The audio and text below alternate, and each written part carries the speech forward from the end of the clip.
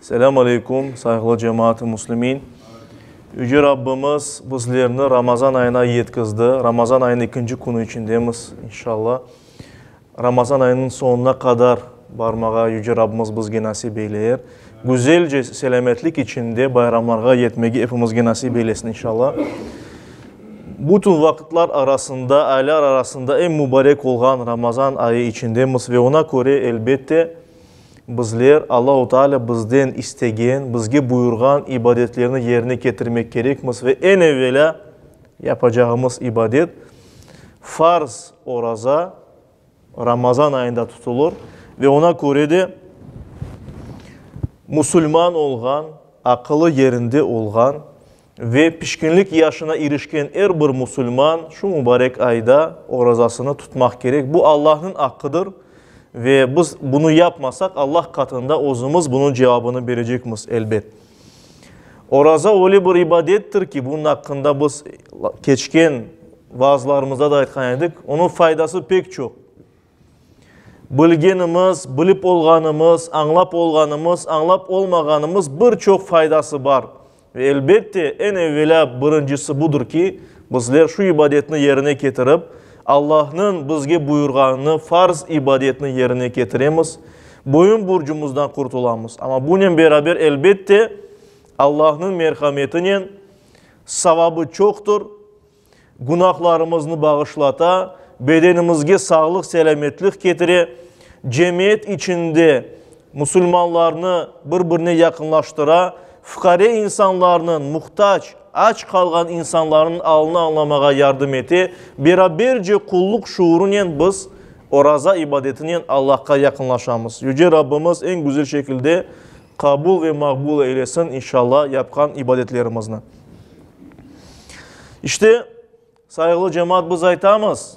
Yani kimler için farz olganını aytıp geçtik. Bunlardan bazı bir istisnalar var. En evvela bunu kaydedip geçeyik. Pışkınlık yaşına erişken kimseler orazanı tutmak gerek deyip ayttık.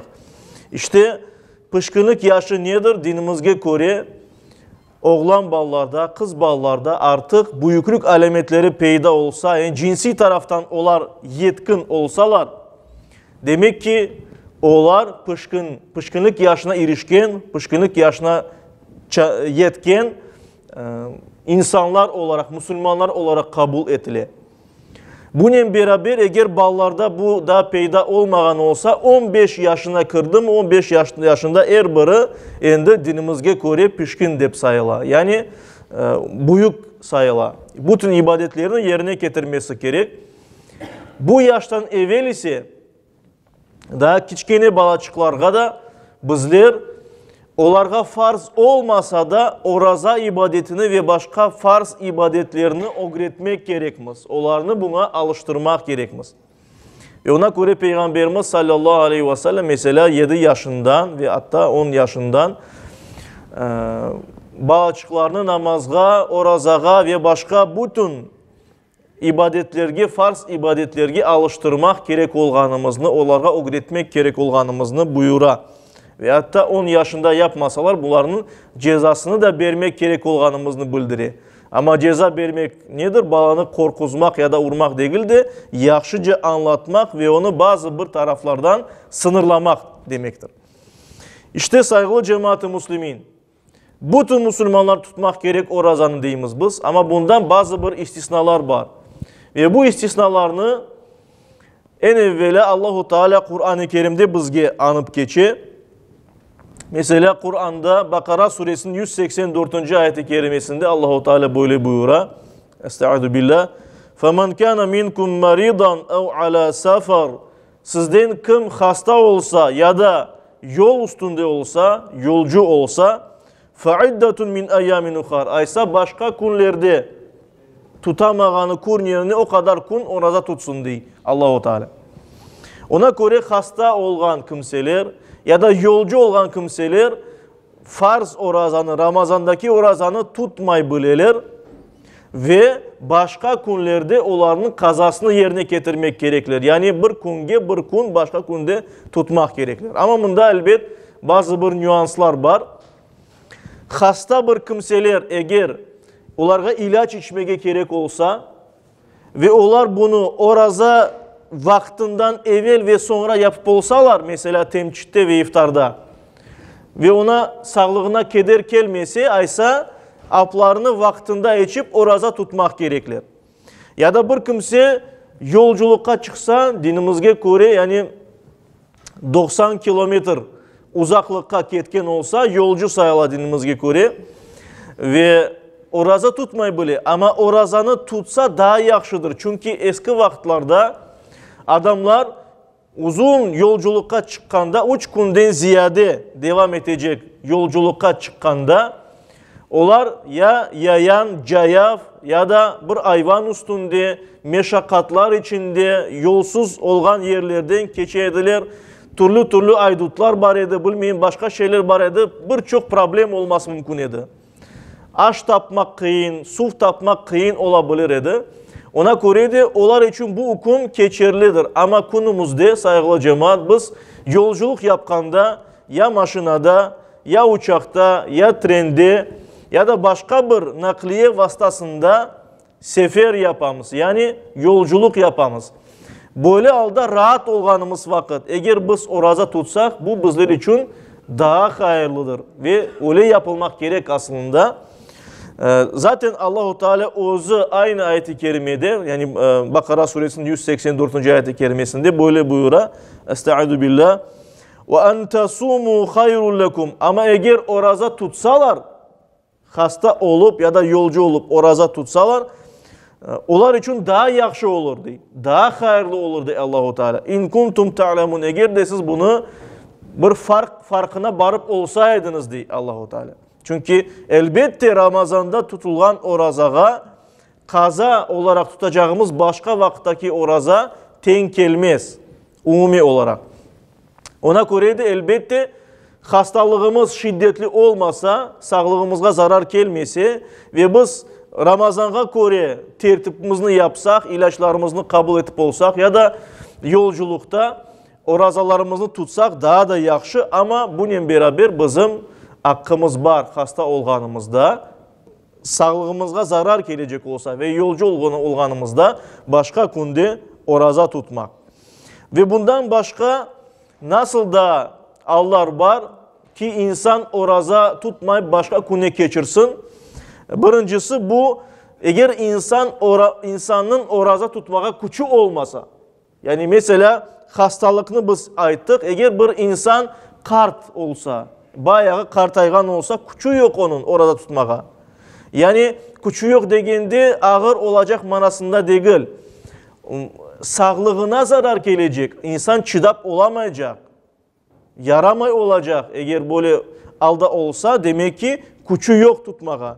Ya da mesela bir insan açlık çekse, açlık devrinde olsa, mesela bir açlık peyda olsa bir memlekette, bir ülkede ya da susuzluk olsa o vakit elbette ne vakit aşamağa tapsa o vakit aşacak ölmemek için.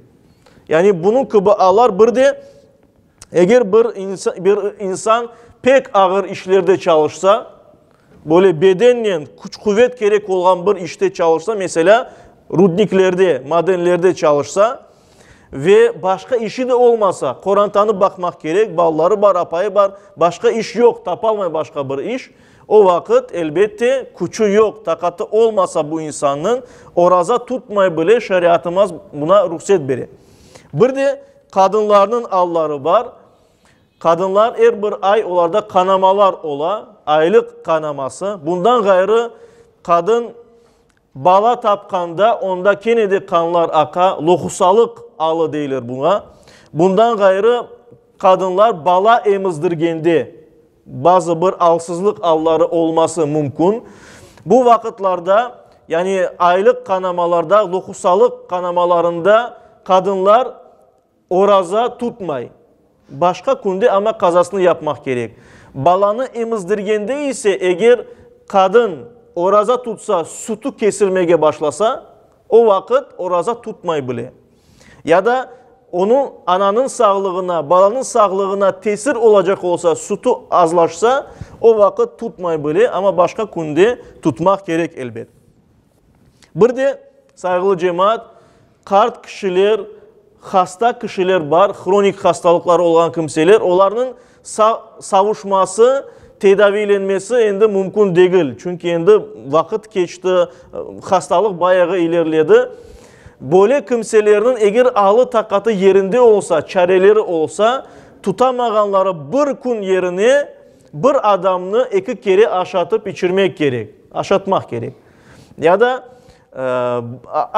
aynı adamga yani bu paranı vermek gerek. Bir günlük aşamak içmek parasını ve bunun en az miktarı, ben böyle olmak gerek deyip aytmam ama en azı muftiyatımızın kararının 350 kumuştur. Bir adamın günde aşap içmesi ve fidyenin parası, fıtır sadakasının parası da aynı miktarda. Çünkü onların manası bir insanın bir günde aşap içmesi iki kere.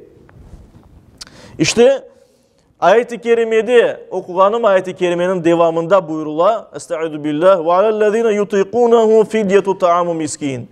Kim ise çaresi olsa bunu yapmağa ve kim mesela hasta olup tutup olamasa ve umutu yok endi gelecekte tutup olacağını aysa olar miskin kimselerge yani fukare yoksul kimselerge aş olarak fidye versinler de buyurula Kur'an-ı Kerim'de.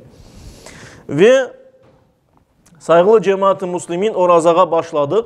Bizler bilmek gerekmiz ki Ramazan ayında tutulgan her bir kunun orazası ayrı bir ibadet olarak biz onu bilmek gerekmiz. Yani her bir oraza, her bir tutulgan kundaki oraza ayrı bir ibadettir. Onun ayrı sevabı verilecek ve ayrı kabul edilir. Ve ona göre de her bir kun için bizler niyet etmek gerekmiz. Yani niyetimiz kayda, biz bilemiz niyetimiz içimizden karar vermek, istemek orazanı tutmağa. Ama sözden aytmak bu peygamberimizin sünnetidir. Ve Ramazan orazasının vakti belli olganı için başka orazalardan farklı olarak niyetini öğle vaktine kadar öğle namazı kırmadan evvel almak mümkün. Mesela bir kimse yuklap kaldı, temçitke turmadı, iftar degenimizde sahur aşını aşamadı ve ona göre de endi uyangandan sonra ne yapayım tutayım mı tutmayayım degende tutmak gerek. Çünkü niyetini öğlege kadar yapması mümkündür. Çünkü Ramazan ayında tutulgan orazanın vakti belli. Bundan gayrı saygılı cemaat-i muslimin orazanın sünnetleri var. Yani Peygamberimiz sallallahu aleyhi ve sellem'in tavsiyeleri var. Ve şu tavsiyeler içinde Peygamberimiz her daim temçitke turmağa, sahur aşını yani sabah aşını aşamağa bizge tavsiye etti. Ve bu Peygamberimizin sünnetidir, savaptır. Ve bunu keççe yapmak, yani daha ziyade böyle insan bedeni güçlü olsun deyip keççe yapmak, yani sabah namazına doğru yapmak daha güzeldir, sünnettir. Bundan gayrı Peygamberimiz sallallahu aleyhi ve sellem iftar duasını yapaydı ve bizler mesela Peygamberimizin yapkan duasını bilemiz ve onu yapamız. Peygamberimiz böyle dua yapaydı. Allahümme leke sumtu, Allah'ım ben senin için oraza tuttum. Ve ala rizkike aftartu, senin rızkınla iftar ettim. Ve aleyke tevekkeltu, sana tevekkül ettim, işanıp dayandım. Ve bike amentu, ve sana inandım, iman ettim. Ve şu duanı yapmak, Peygamberimizin bazı rivayetleri daha da başka sözler koşkanı aytıla. Ve mesela bizde bu dua etilgende hem de ama niyet aytıla. وَسَوْمَ الْغَادِ مِنْ شَهْرِ رَمَضَانِ نَوَيْتُ. Yani yarınki Ramazan orazasına da niyet ettim deyip akşamdan niyet etmeye de adet oldu. Böyle yapılmakta. İftar vakti kelgende yani akşam namazı olgandan son acele iftar yapmak, aşamak bu da Peygamberimiz sallallahu aleyhi ve sellem'in sünnetidir. Yani azıcık kapınmak ondan sonra namaz kılmak. Ve bilgenimiz gibi Peygamberimizin sünneti sunen ve hurmanen. Hadislerde geçken dayin eki karanen iftarını açmak. Yani su içmek ve hurma kapmak. Ve böylece demek ki biz orazamızın ağzımızını açamız, orazamızını kapatamız, iftar yapamız. Ve Peygamberimiz sallallahu aleyhi ve sellem'in sünneti ve bizge tavsiyesi bizni zayıf düşürecek hareketlerden uzak olmak. Mesela pek orazalı olganda pek ağır işler yapmamak, özümüzni korçalamak, ziyade böyle ağırlık verecek şeyler yapmamak, mesela kan vermemek gibi. Bunun gibi şeyler, bunlar hepsi Peygamberimiz sallallahu aleyhi ve sellem'in sünnetidir. Peygamberimiz bizge anıp mekruh olan şeylerini de anlattı. Mesela Peygamberimiz sallallahu aleyhi ve sellem bu aytkanlarımız çerçevesinde visal degen orazanı tutmağa mekruh gösterdi. Yani Peygamberimiz dedi ki birkaç gün peş peşe arada aşamadan oraza tutmanız degen emrini bizge yetkizdi. Ve ona göre de mesela bir kimse akşam aşamasa, temçitte aşamasa ve kene oraza tutmağa eğer tursa bu mekruh olacak, kabul olacaktır elbet. Çünkü şartları, orazanın şartları yerine geldi. Ama aşamadan 2 gün oraza tutmak bu demek ki mekruhtur. Yani bundan sakınmak gerek. Yaxşı karşılanmayan bir aldır. Bundan sonra eğer yutmasak bile bir aşının dadını almak bu mekruh sayılmakta. Yutsak ise orazamız elbette ki bozulur. Ve bundan sonra eğer bir kimse özünde emin olmasa, özüne işanmasa, yani cinsi taraftan özünü aveslerini tutup olmayacağına karar verse ya da bunu bilse, aysa apayını ya da apay akayını kucaklap öpmemek gerek. Eğer özüne işanmagan olsa, yani devamı gelecek edip. Ve bir de insanı zayıf düşürecek her şeyden uzak durmak aytkanımız gibi. Mesela kan vermek, bu da mekruhlardan sayılmakta. Saygılı cemaat-i muslimin, aman vakit da tez geldi ve ona göre de endi ezan okulmakta. Ona göre gelecek vaazlarımızda oraza hakkında laf etmeye devam ederiz. Allah-u Teala tutkan orazalarımızı, yapkan ibadetlerimizni en güzel şekilde kabul ve makbul eylesin. Amin.